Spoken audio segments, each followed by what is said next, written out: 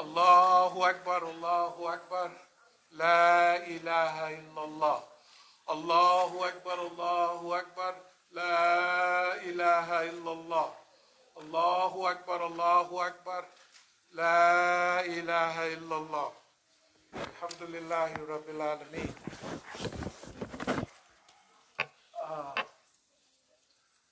Bismillah ar-Rahman ar-Rahim. Subhanallah di asra bi'abdihi laylan min al-masjidi al-haram ila al-masjidi al-aqsa alladhi barakna hawlahu linuriyahu min ayatina innahu huwa as-sami'ul basir. This is an ayat that we often recite, but it talks about a special journey that the Prophet ﷺ made, and usually we talk about it during the Isra and Miraj. But we're saying it today because of a special time in which we're living in. The ayat does say, glory be to he who sent his servant on a night journey from Masjid al-Haram, that's in Mecca, to the furthest masjid, which in those days was in Jerusalem. Well, see, what we have to understand about Jerusalem is, and Palestine, is Al-Ul al-Qiblatain. That means the first of the two Qiblas. Now in Islam, we have two Qiblas. Al-Ul al-Qiblatain means that Masjid al-Aqsa, or Jerusalem, was our first Qibla. That's where we prayed toward. Right during the prayer, on one occasion, when Allah revealed to the Prophet to turn and face toward the Qibla that you would be pleased with, and they turned right in the prayer, and they faced exactly toward Mecca.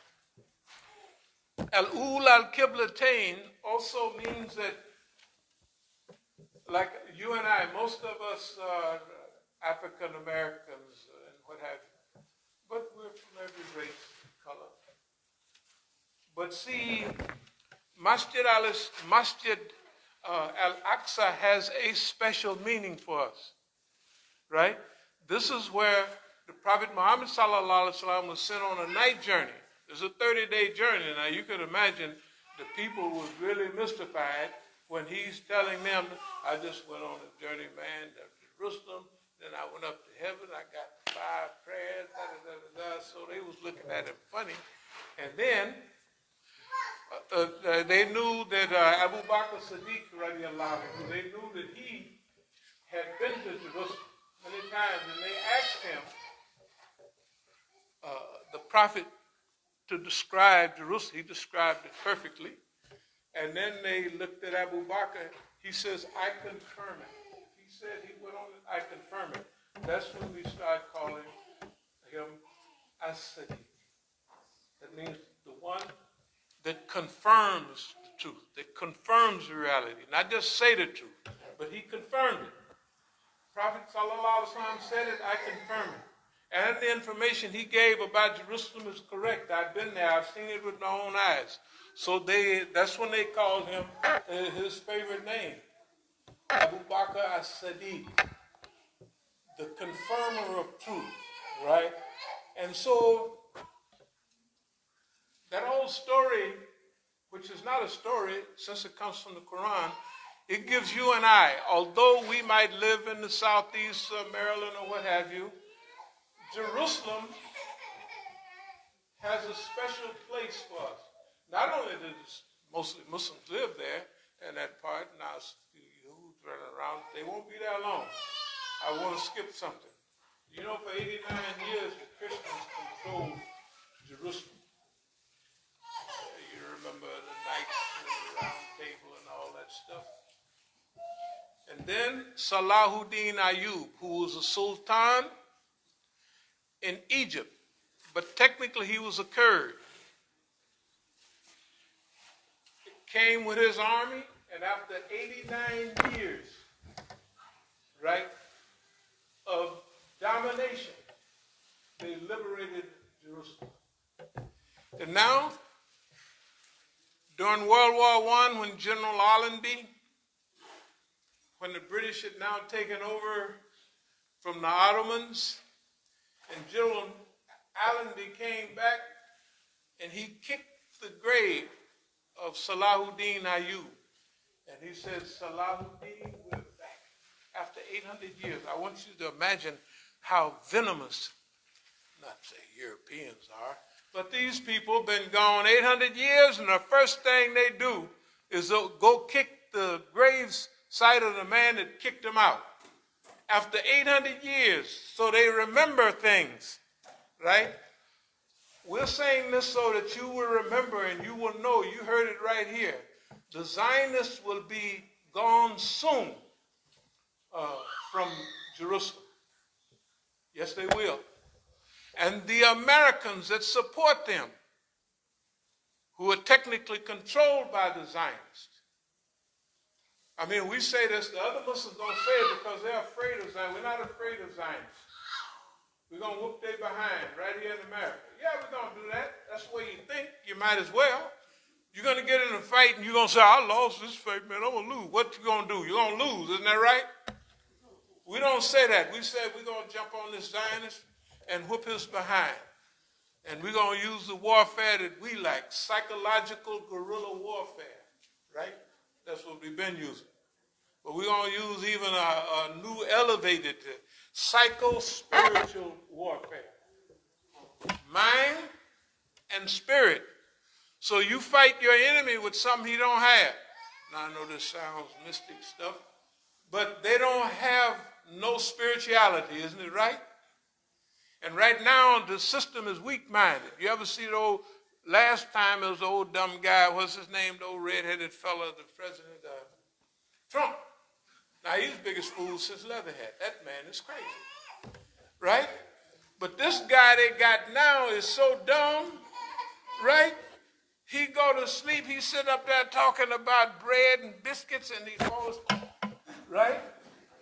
He don't remember what he's talking about, and then, you know, he's older than me. I'm 77, he's 79 or something.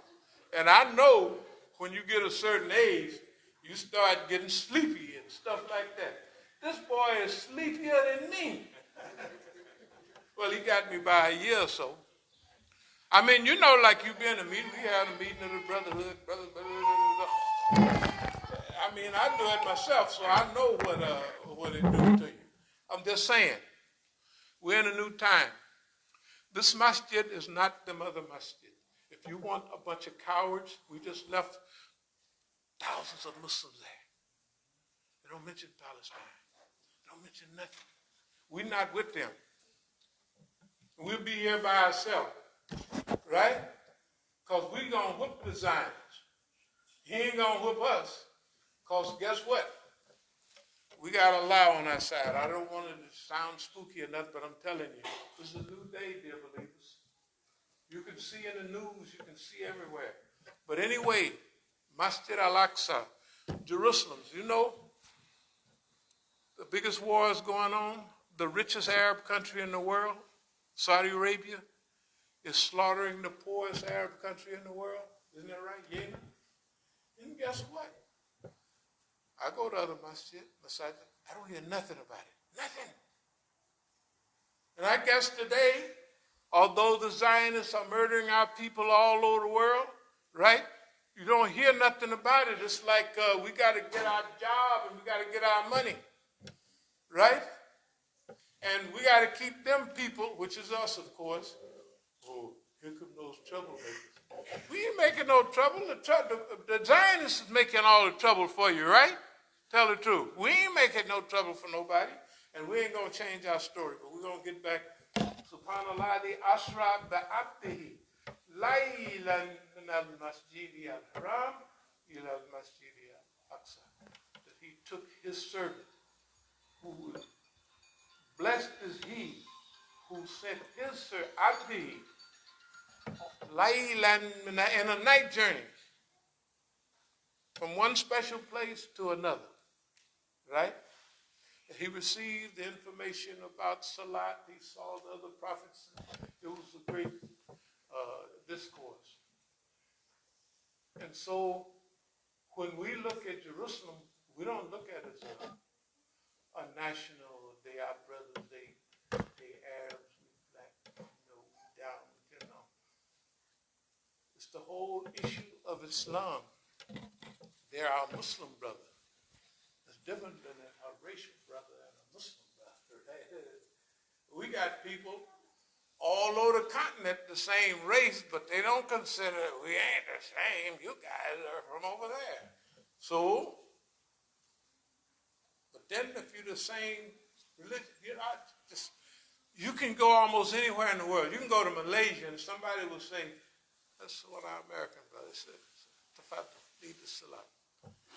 And the same salat. Malaysia, Pakistan, and we do our Taraweeh prayers. Years ago, I don't just talking now, I'm letting food warm up, so just take it easy. Now, we're in Pakistan, and so it's during Ramadan and Taraweeh prayers is coming up. So maybe at this masjid, some of our home folks, part of Maulana Maududi's movement, we kind of hanging with them. So they doing 20 and 21 rakats or something. And then we got our American homeboy here, we're going to wear him out. So they up and down. Now this is 30 years ago, and I'm in tip-top shape running 26-mile marathons. So that little going up and down for Salat was like a simple exercise. But they said, we got our brother here, we're going to wear him out. Like an initiated, And by the time we finished, the brother is hanging. I said, man, I didn't want to tell him, but I run in the hills of Oakland, California, and run marathons. So just to go up and down for 20 cycles, 21 cycles, ain't nothing. Of course, it's different now. That was then. The point is, we got friends all over the world. They tell us they don't like you Negroes anywhere else. You go anywhere and you see a poster of Tupac or somebody, a Negro. Rap music been the most famous music for the last 35 years in the world. They got all kind of rap, vanilla rap, brown rap. Your Chinaman's is rapping.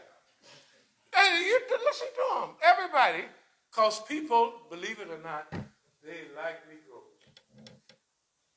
But something about us, people like us everywhere we go. Well, the boss man don't like us. The boss man tell everybody, don't hang out with them people, because they ain't no good. And then, just like you tell your child, don't hang out with that bad boy down the street. What do? They go out the window and they go right down and hang with that person. Is that right? So, dear believers, we're not going to keep you long. We just came from out at the Question Center. The people coming and going.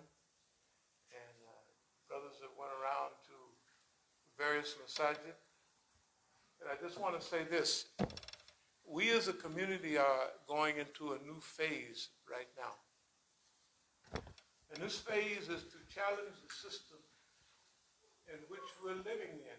If they think we was challenging the last go-round, they ought to wait to this one. Right? This is a psycho-spiritual jihad. Why psycho-spiritual? Use what Allah gives you. What's the weakest thing on boss man's agenda? Spiritualism, right? So fight him with spiritualism. Psycho-spiritual, he's weak-minded. When I say weak-minded, he can't concentrate, he can't figure out. Look at America around the world now. America looks like a crack pipe. America looks crazy. They look crazy. Everything they do. They run out of Afghanistan, leave $65 trillion worth of weapons. Then they want to go back, we forgot them. Right? All kind of dumb stuff. Remember, in the Quran it talks about the rise and fall of empires, right? The American empire is on a decline. And we've always talked about that here. But while it's on the decline, we have to go after the good people of America. That means all of it. With Islam and rescue the American people, not the American government. So that's our mission. You mean the white folks too? Yes, the white folks got as bad as you. It used to be that the white folks had all the good jobs. You see all these homeless people all over California and everywhere. Many white folks out there, they broker than you. Can you imagine they got white folks broker than Negroes? I'm telling you, it's a new day. I mean flat broke. You think you flat broke? They got white folks broker than you right now. And so we got to rescue the whole world. That's what Islam is. The oppressed, the mustadafin, fil ard, those who are weak, ill-treated.